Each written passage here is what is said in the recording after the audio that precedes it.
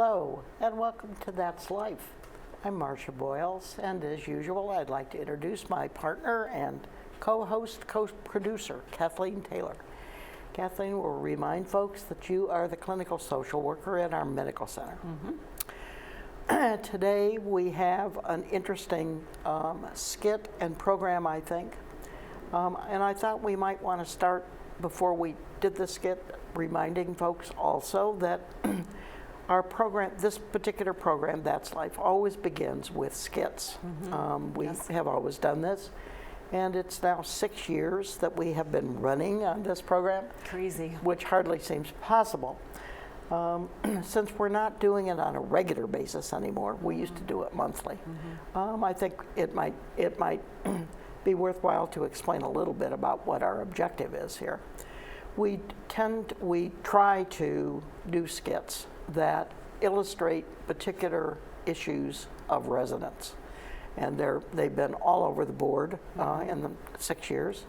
This particular skit, our topic today, is change, Greenspring change, changes, and outside changes. So with that introduction, I think we'll stop and watch the skit. All right.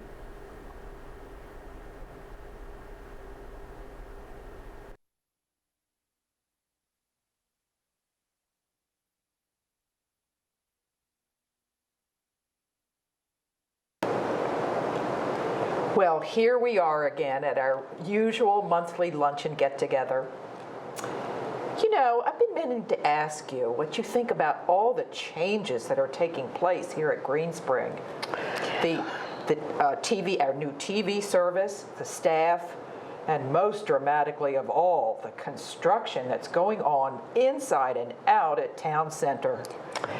It's confusing, even disconcerting.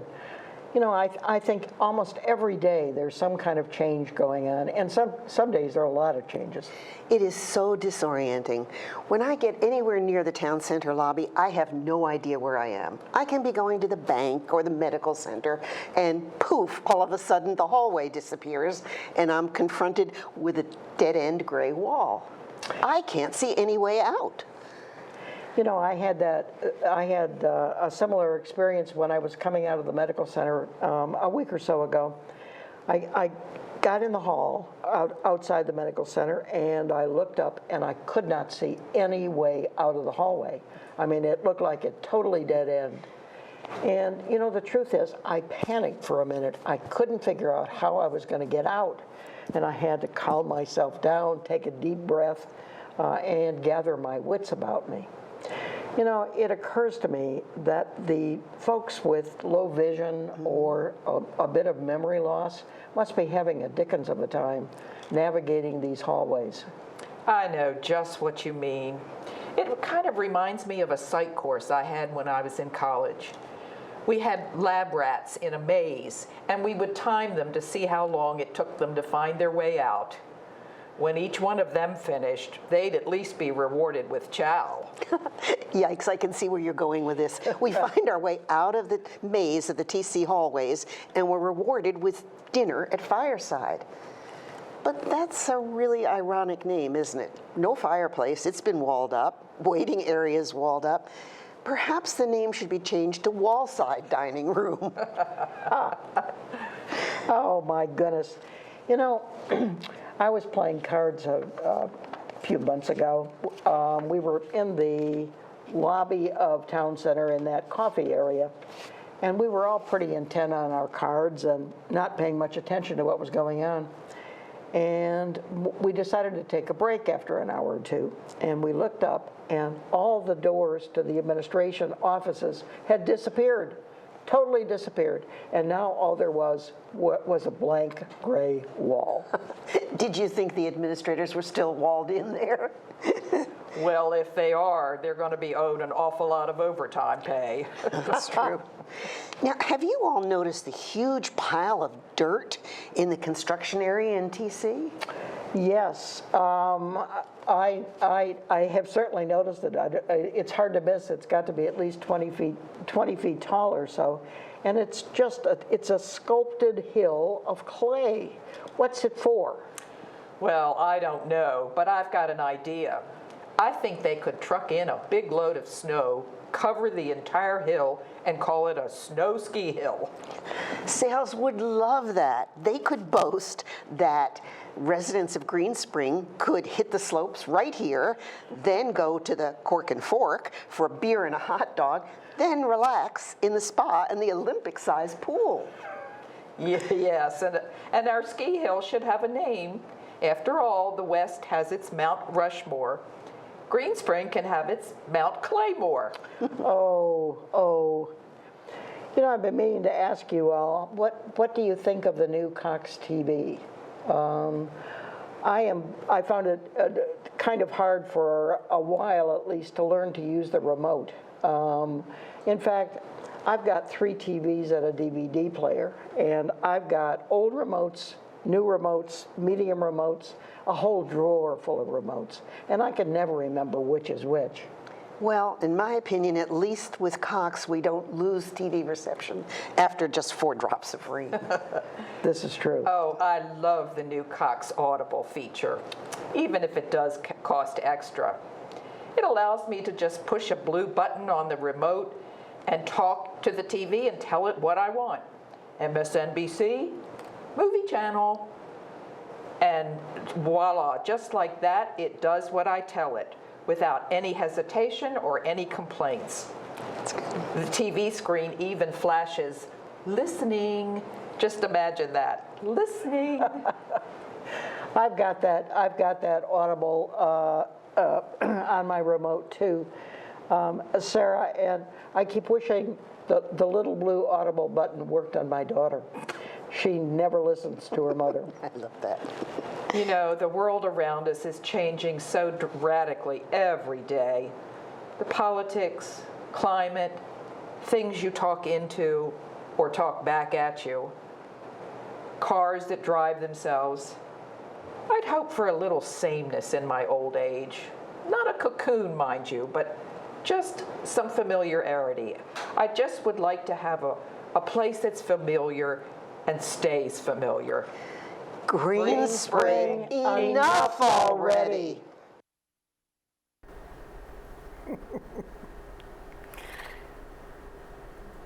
You and I have seen that before, but we're still chuckling. It's funny. I should say, Kathleen, that was a very collaborative effort. You suggested the theme of the whole program and also some of the little incidents in it. So Well, thanks. it was fun to write and fun to do. Yeah, it turned out well. And I think that the skit really captures a lot of what we encounter when we have a lot of change in our lives. I thought it was great that way. And we have some serious discussion about change that we will probably get into later in terms of why we respond so strongly to change. But I did want to sort of start with the fact that there was a lot of examples of how people can adjust constructively to change, how they can adapt and become more resilient, which is, my word when I'm talking about change is how do we learn how to be flexible in the face of change so that it doesn't bother us overwhelm us. So the best part about the skit is that it is so funny. It's got so much humor to it. Well, we tried to make it kind of light. I mean, if we can't laugh at ourselves a little bit, and I think one of the pleasures of Greenspring is the fact that we can sit and laugh at each other and ourselves and the situation. Absolutely. Yeah, humor is great because it does kind of keep us from taking things quite so deadly serious. It does. It releases tension, doesn't it? It does. It absolutely does. And I think the world is an absurd place. We've noticed that. But I think sometimes we fool ourselves. When people are starting to feel particularly anxious, I kind of always challenge them on their primary expectation that the world is orderly, logical, and can be controlled, because none of those are true. And it certainly does seem less and less so. Yeah. My own sense is, and I suspect yours as well, is that there's more anxiety right now than I have ever seen. Yeah, well, there is, because I think it's a cumulative effect. You know, the world outside Greenspring, the world inside Greenspring, because Yes. we're doing all the renovations. You know, we just have a lot going on right now. So humor is a great way to diffuse that a little bit. It does give you sort of a sense, you know, that if you can laugh at all of this stuff, that does give you Yes. some sense of control in a different kind of way. You can't make those things change in terms of they're going to happen, but you can kind of make fun of them. That sort of just takes their power away a little bit, maybe. It does. That's a good way of putting it. The other thing that you had noted was that there's a lot of camaraderie in this particular skit. I mean, we're enjoying each other, enjoying the moment. Right, actually, that is exactly right.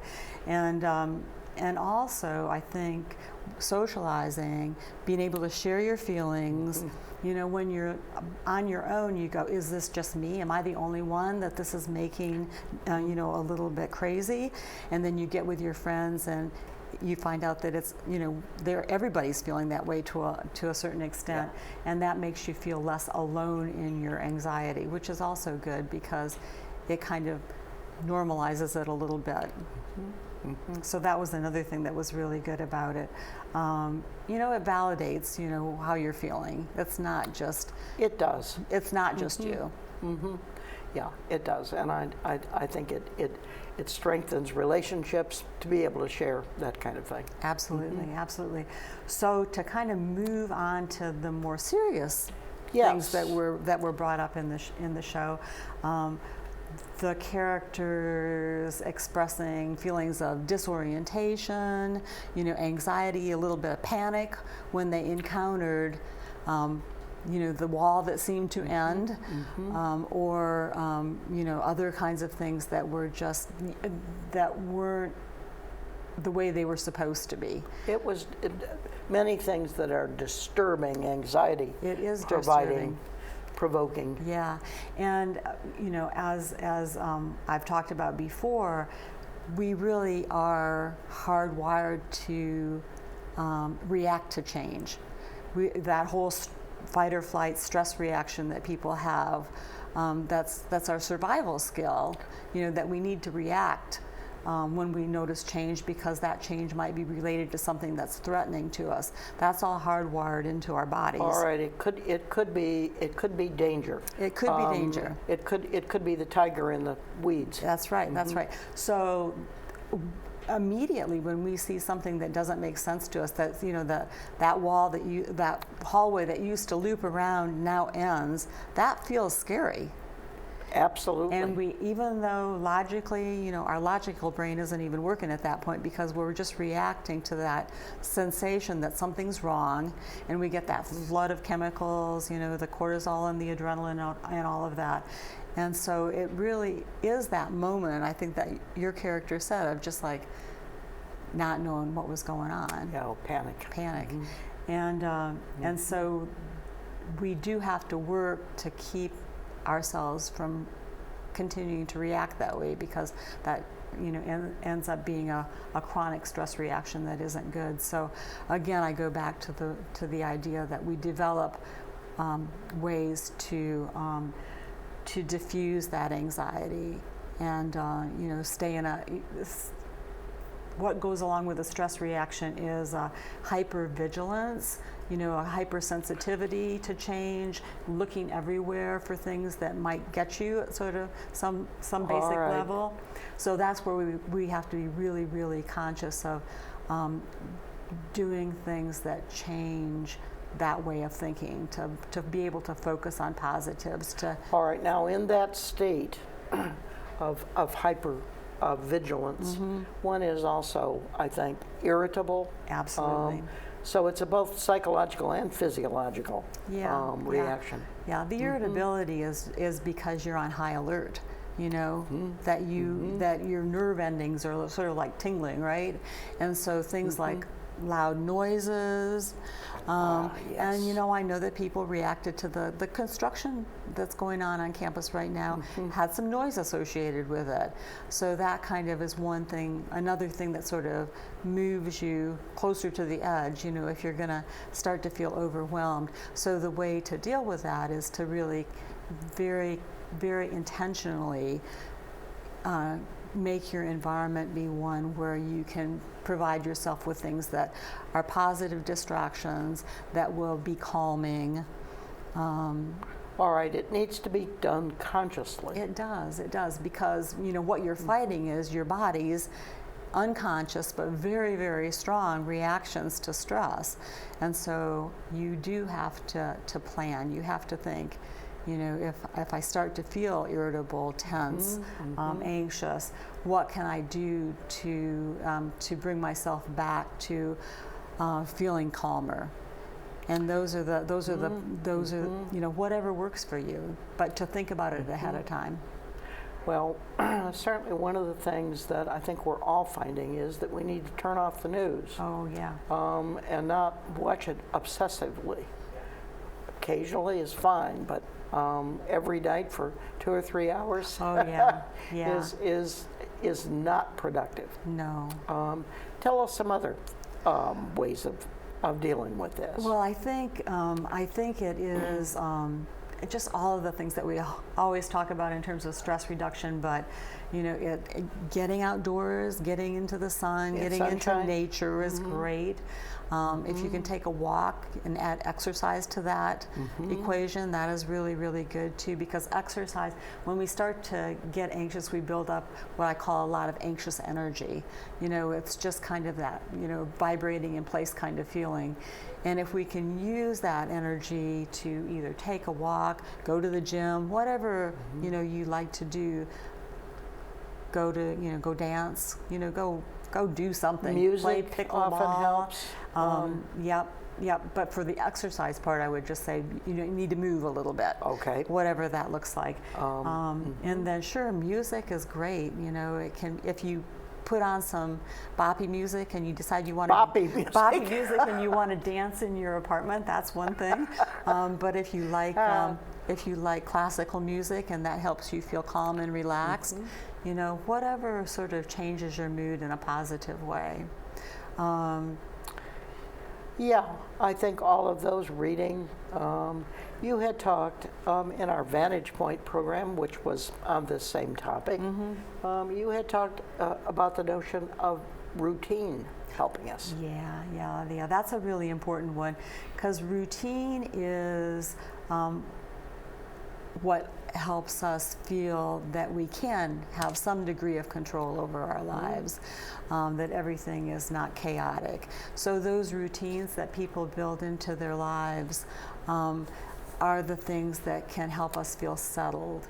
And so, you know, whatever those routines are, I mean, I'm sure that there are people that don't regularly do things, but for a lot of us, you know, maybe the morning routine of a cup of coffee in the newspaper is something that, you know, starts your day, and that makes you feel, you know, makes you feel good. Or, you know, you always have coffee with somebody. I have a coffee theme going. I must want a cup.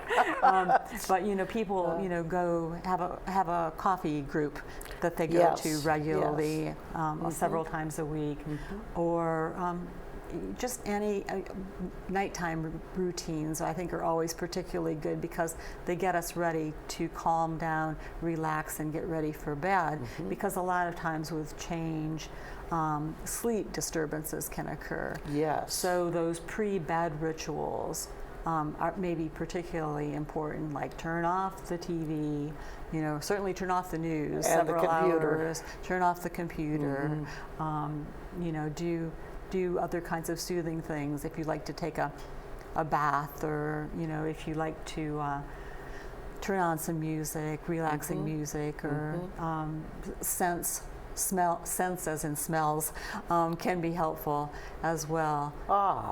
Lavender, different kinds of soothing kinds of aromas, aromatherapy, all of that, you know, lotions that smell nice, you know, just anything that really provides a soothing kind of experience for you.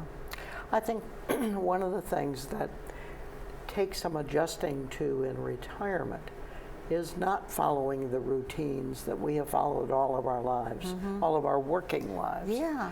Now, some people do stick to those original routines. You know, they're up at 6 and have breakfast and shower, and Right. but I think most folks don't. Yeah.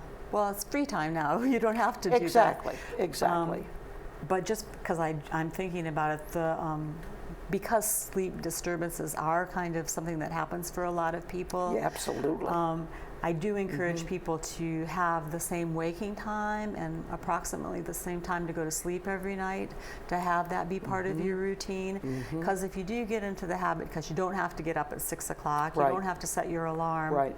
You know, may be sleeping more and more into the morning, and that really can end up affecting your sleep overall. So at least, you know, have that be, not that you have to do something, but you know that you do sort of say, I'm going to get up by 8 or 8:30 or whatever time makes sense to you.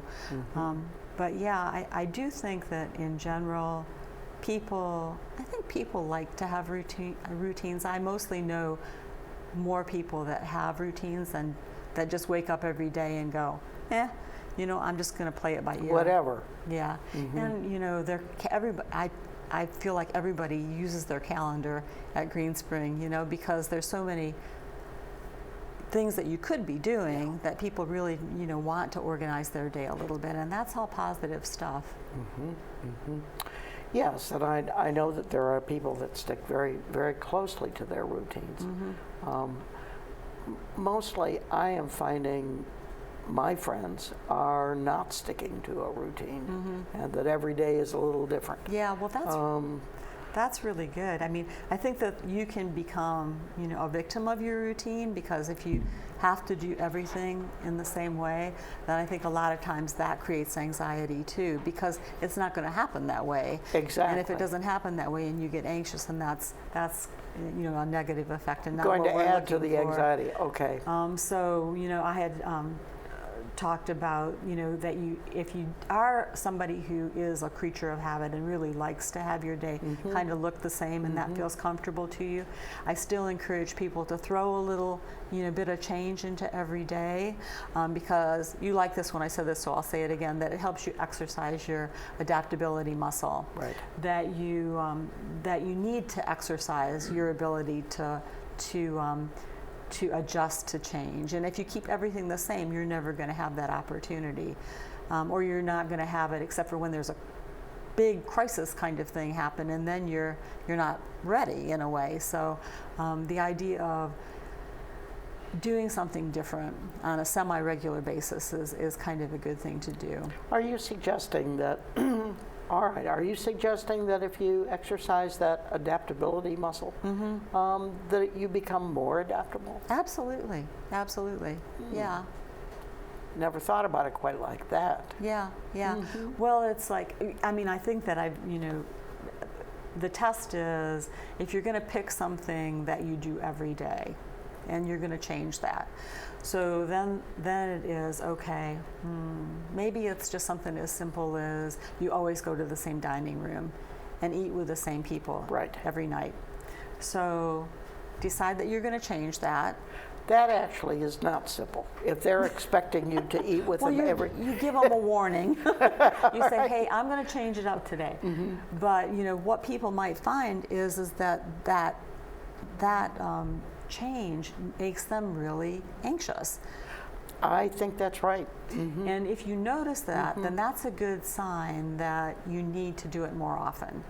Okay. All right. I think that's an extremely important lesson. Or you know, anything that you know you're finding out that you need to do, or it just upsets your whole day, then you need to work on that, because that means that you're just really, you know, getting too stuck.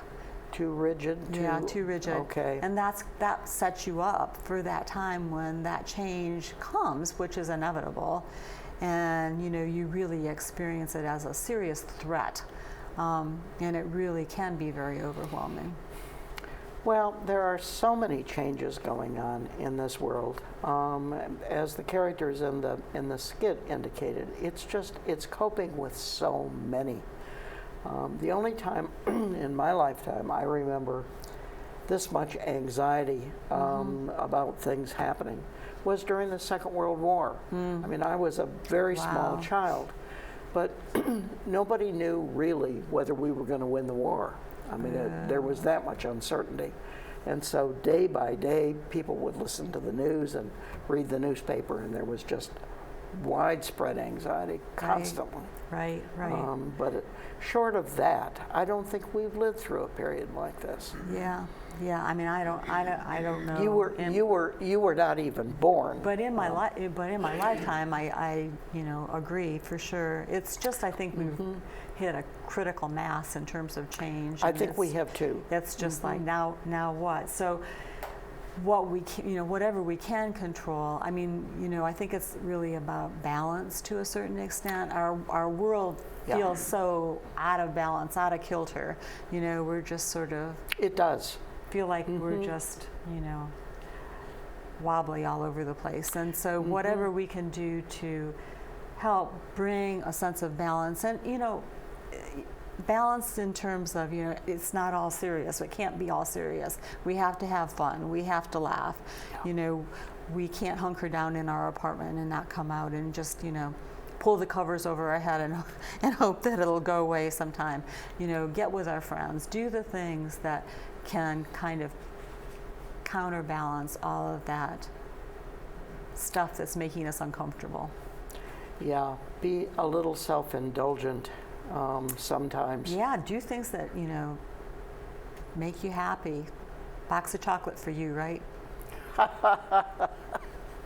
But anyhow, it's getting time for us to leave. I see that it is, Kathleen. This has been extremely interesting, and we should also add that anybody that's particularly interested in the topic too may want to go back and look at our Vantage Point, which was about 6 weeks ago. Okay. So, same topic. Yeah, same topic, and I think we were happy about the way that the program went. So We I were. think that We got into the topic More in a details. little more depth than we were able to today because of the schedule.